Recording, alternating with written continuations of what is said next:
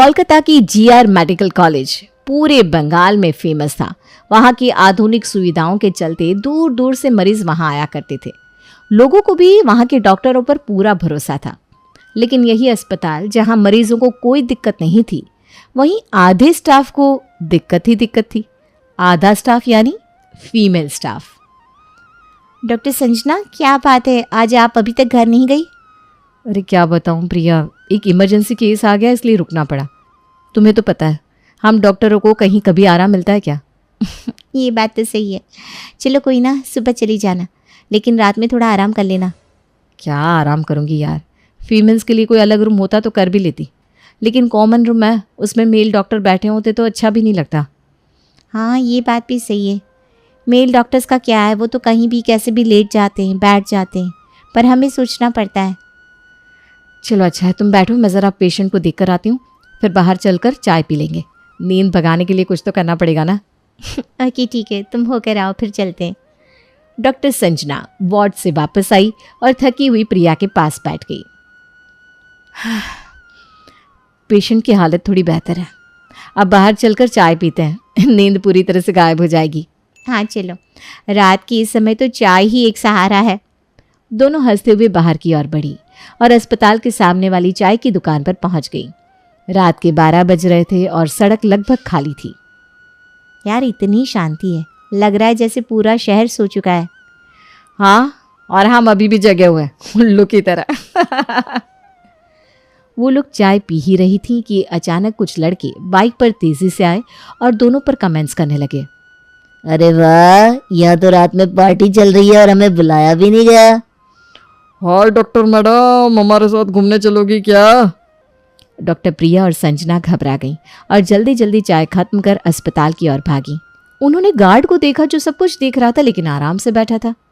अरे गार्ड साहब, आप कुछ करते क्यों नहीं? ये लड़के कमेंट कर रहे थे। आपको रात में बाहर निकलने की जरूरत क्या थी? अंदर रहती तो ये सब नहीं होता।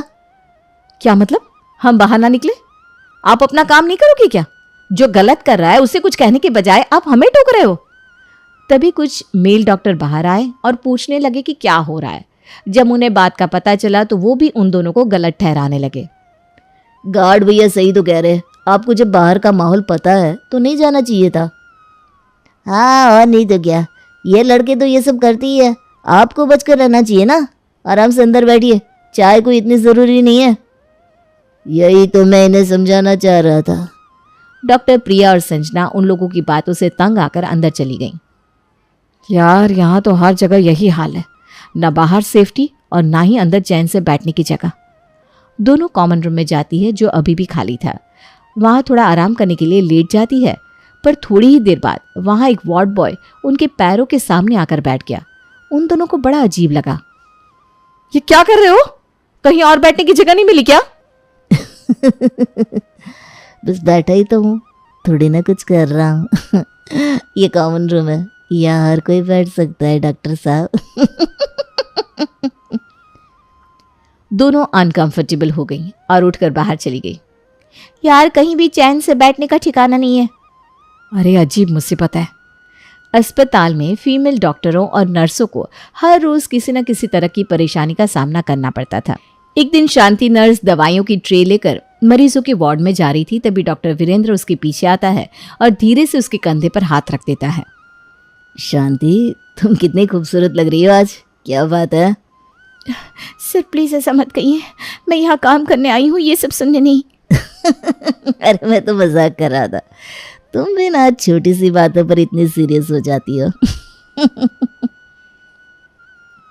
शांति वहां से जल्दी से निकल जाती है, लेकिन उसका मन भारी हो जाता है। वो किससे शिकायत करे, किससे कहे? उसे पता था कि कुछ भी कहने पर कोई उसकी मदद नहीं करेगा। अगले दिन नर्स गौरी मेडिसिन स्टोर से दवाइयां लेकर लौट रही थी तो दो वार्ड बॉय उसकी ओर देखकर हंसने लगे। देखो गौरी मेडिसिन लेकर आ रही है, चलो थोड़ी मस्ती करते हैं। गौरी जी, आप इतनी अकेले क्यों घूम रही है? हमें भी साथ ले लिया होता। हटो रास्ते से, मुझे काम करने दो। अरे हम तो तुम्हारा ख्याल रख रहे थे, अकेली ना घूमो। मुझे तुम्हारी कोई जरूरत नहीं है। अरे सुनो तो। गौरी उसे देखती है और जल्दी से आगे बढ़ जाती है, लेकिन वो अंदर से बहुत डरी हुई थी। हर रोज यही बकवास, ये लोग कभी सुधरेंगे नहीं। शिकायत करो तो उल्टा हम ही पर आरोप लगाते हैं। इस तरह की घटनाएं आए दिन होती रहती थी। पूरे फीमेल स्टाफ को अपने काम के साथ साथ इस तरह के व्यवहार का सामना करना पड़ता था। इन सब के बीच अस्पताल में 2 नई इंटर्न्स की एंट्री होती है, काजल और राधा। राधा, ये हमारा पहला दिन है, मैं तो बहुत एक्साइटेड हूँ। तुम्हें कैसे लग रहा है? हाँ, मैं भी बहुत खुश हूँ, लेकिन सुना है यहाँ का स्टाफ थोड़ा अजीब है। देखते कैसे माहौल में काम करना है। काजल और राधा ने अपने पहले दिन के लिए बेहद उत्साह के साथ अस्पताल में कदम रखा। दोनों हर किसी से मिल रही थी और वहाँ का माहौल देखकर बहुत खुश थी। मैम, यहाँ आकर ना बहुत अच्छा लग रहा है, सभी लोग बहुत अच्छे हैं। अच्छा है, तुम दोनों नए हो तो सीखने का मौका मिलेगा, लेकिन ध्यान रखना यहाँ काम करने का दबाव बहुत होता है। हम तैयार हैं मैम, हमने भी बहुत मेहनत की है यहाँ तक पहुँचने के लिए। अच्छी बात है, काम पर ध्यान दो और खुद को साबित करो। किसी भी चीज़ की ज़रूरत हो तो हमें बताना। हाँ बेटा, अगर तुम दिल से मेहनत करोगी तो सफल ज़रूर होगी। पहला दिन तो आराम से गुजर गया, लेकिन अगले दिन काजल को अस्पताल के मेडिकल स्टोर से सैनिटरी पैड मंगवाना होता है। वो एक वार्ड बॉय को बुलाती है। भाई साहब, प्लीज़ मेडिकल स्टोर से सैनिटरी पैड ला देंगे? अरे वाह, सैनिटरी पैड। और कुछ चाहिए? चॉकलेट वगैरह? ये क्या बदतमीजी है? मैं आपसे काम की बात कर रही हूँ ना। अरे इतनी तेज क्यों हो रही हो? मैं तो बस मजाक कर रहा था। काजल को ये बात बहुत बुरी लगती है। वो तुरंत डॉक्टर राजीव के कैबिन में जाकर उसकी शिकायत करती है। अरे घबराओ मत, मैं हूं ना, मैं तुम्हारी मदद करूंगा। आओ बैठो। काजल बैठने लगती है, लेकिन राजीव धीरे से उसके कंधे पर हाथ रखकर उसे अपनी तरफ खींचने लगता है। काजल घबराकर खड़ी हो जाती है। ये क्या कर रहे हैं आप? प्लीज हटिए। अरे मैंने क्या किया? तुम तो खुद ही मुझसे चिपकने की कोशिश कर रही हो। काजल कमरे से बाहर भागती है। वो नर्स और डॉक्टर को जाकर सारी बात बताती है। डॉक्टर राजीव ने मेरे साथ गलत किया, उन्होंने मुझे छूने की कोशिश की। ये लड़की झूठ बोल रही है, या खुद मुझसे चिपक रही थी? जब मैंने मना किया तो चिल्लाने लगी। मैं झूठ क्यों बोलूंगी? तुम्हारे पास क्या सबूत है? काजल बेबस खड़ी थी, क्योंकि अस्पताल में कहीं भी कैमरे नहीं थे जो कुछ रिकॉर्ड भी होता। डॉक्टर राजीव उसे आंख दिखाकर चला गया। बाद में शांति और गौरी उसे समझाती हैं। यहाँ ये सब आम है, हमें सहना पड़ता है। हम भी बहुत बार इसका सामना कर चुके हैं, लेकिन यहाँ कोई हमारी मदद नहीं करता। लेकिन मैं ये सब नहीं सहने वाली, मैं इसके खिलाफ लड़ूंगी। अगले दिन काजल ठान लेती है कि वो इस अन्याय के खिलाफ आवाज उठाएगी। वो सीधा डीन महावीर, जो कॉलेज के हेड डॉक्टर भी थे, उनके पास पहुंचती है और पूरी घटना उनके सामने रखती है। सर, मैं आपसे कुछ जरूरी बात करना चाहती हूँ। कल मेरे साथ जो हुआ वो बहुत गलत था। क्या हुआ? साफ साफ बताओ। पहले एक वार्ड बॉय ने मेरे साथ बदतमीजी करी, और जब मैं उसकी शिकायत लेकर डॉक्टर राजीव के पास पहुंची तो उन्होंने मुझे गलत तरीके से छूने की कोशिश की। जब मैंने उनका विरोध किया तो उन्होंने मुझे बदनाम करने की धमकी दी और मुझे झूठा ठहराया। अरे ये तो बहुत गंभीर आरोप है, लेकिन तुम्हारे पास कोई सबूत है क्या? सर, मैंने खुद आपको सब बताया है। क्या मेरे शब्द काफी नहीं है? बिना सबूत के हम किसी के खिलाफ कार्रवाई नहीं कर सकते। अगर तुम सच बोल रही हो तो साबित करके दिखाओ। तो सर, आप पूरे अस्पताल में सीसीटीवी कैमरे क्यों नहीं लगवाते? इससे सच पता चल सकेगा और जो गलत करेगा उसे सबके सामने लाया जा सकेगा। तुम मुझे मत सिखाओ क्या करना है और क्या नहीं। ये कॉलेज के नियम हम तय करेंगे, तुम नहीं। निकलो यहाँ से और अपने काम पर ध्यान दो, जाओ। काजल को समझ में नहीं आता कि अब वो क्या करे। वो चुपचाप बाहर जाकर बेंच पर बैठ जाती है और अपनी एक दोस्त को फ़ोन लगाती है और उसे पूरी बात बताती है। मुझे समझ में नहीं आता अब मैं क्या करूं, कोई मेरी बात सुनने को तैयार ही नहीं है।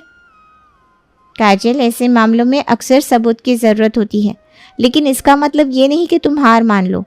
कुछ लोग ऐसे होते हैं जो अपने पद का गलत इस्तेमाल करते हैं। तुम्हें कुछ ठोस करना होगा। अरे लेकिन मैं अकेली क्या कर सकती हूँ? यहाँ पूरा सिस्टम ही गड़बड़ है। शायद तुम अकेली हो, लेकिन अगर तुम आवाज़ उठाओगी तो और लोग भी तुम्हारे साथ खड़े होंगे। काजल सोचती है और फिर उसे एक आइडिया आता है। प्रोटेस्ट, हाँ, अगर मैं इसके खिलाफ प्रदर्शन करूं और बाकी लोगों को भी साथ लूं तो शायद हम कुछ बदल सकते हैं। काजल ने ठान लिया कि अब वो इस अन्याय के खिलाफ खड़ी होगी। उसने पूरे अस्पताल की महिला स्टाफ, डॉक्टर, नर्स और अन्य इंटर्न्स को इकट्ठा किया और उनसे सपोर्ट मांगा। हम सब ने यहाँ कभी ना कभी ये गलत व्यवहार झेला है। अगर हम एकजुट होकर विरोध करेंगे तो इस अत्याचार को खत्म कर सकते हैं। मैं अकेले नहीं लड़ सकती, मुझे आप सभी का साथ चाहिए। पर काजल, नौकरी चली जाएगी हमारी, तुम तो इंटर्न हो, तुम्हारा क्या? हाँ, और अगर प्रोटेस्ट किया तो उल्टा हम पर ही इल्ज़ाम आ जाएगा। इस अस्पताल में ना ऐसा ही चलता है। सही बात, इससे कुछ हासिल नहीं होगा बल्कि नुकसान ही होगा। लेकिन अगर हम चुप रहेंगे तो ये हमेशा चलता रहेगा। मुझे कुछ तो करना है। काजल को दुख हुआ कि कोई भी उसके साथ खड़ा होने को तैयार नहीं था, लेकिन वो पीछे हटने वाली नहीं थी। वो एक बड़े से जस्टिस फॉर वुमेन के चार्ट के साथ हॉस्पिटल के सामने खड़ी हो गई। उसने डॉक्टर राजीव को सजा मिलने तक भूख हड़ताल का ऐलान कर दिया। लोग उसे देखकर रुकने लगे। ये लड़की पागल हो गई है क्या? अकेले क्या कर लेगी?